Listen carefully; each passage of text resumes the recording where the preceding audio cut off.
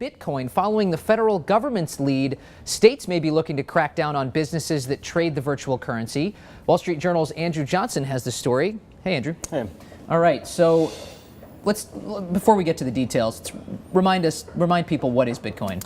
Well, it's a virtual form of money. You can create it online by solving these complex algorithms through a process known as mining.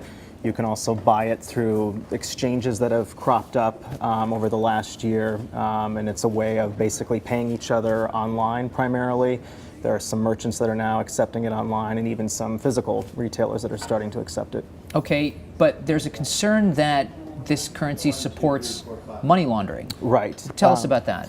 There's concerns that because you can be largely anonymous in these transactions, it's possible to use it for illegal purposes, buying drugs. How would you launder if this is virtual cash? I mean, how do you turn real dollars into virtual cash back into real dollars? Right. Well, there are services that eventually allow you to convert that back into US dollars or whatever currency that you might want to use. And for a lot of these services, you don't need to use your name. You need to set up an account, but you can keep like your actual identity, somewhat secret. Okay. So now tell us, what are states doing?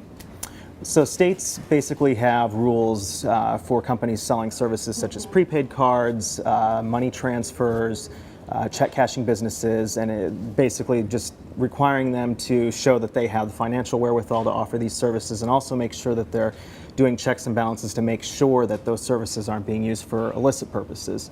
They're now kind of checking to see if these virtual currencies fall under those rules, and they do have some concerns that businesses that are primarily selling or exchanging Bitcoin, for instance, would fall under those. The states are, in this case, actually following the federal government's lead, it sounds like.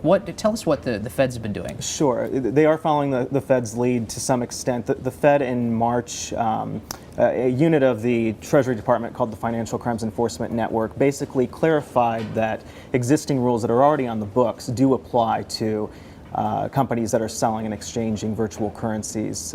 These are rules that apply to companies like Western Union, MoneyGram, businesses that are selling money transfers through storefronts and grocery stores and things like that. And what they said was, if you're selling or using virtual currencies in that same format, you also need to register with us. And we have heard of companies that have gone through that process already, but the states have their own rules, and just because you're registered at the federal level doesn't mean that you've done everything that you need to do at the state level. Tell us quickly some of the companies that are at issue here. There's a Probably company some called, people haven't heard about. Yeah, I mean, there's a company called BitInstant that has received some communication from the New York banking department. It's important to note that what we've heard is that these are not formal cease and desist letters. They're kind of the precursor to that. So saying, you may be running afoul of our rules. We want you to clarify what exactly it is that you're doing to determine if we need to take further action or if more needs to be done. Okay. Andrew Johnson, thanks so much for joining us. Thanks.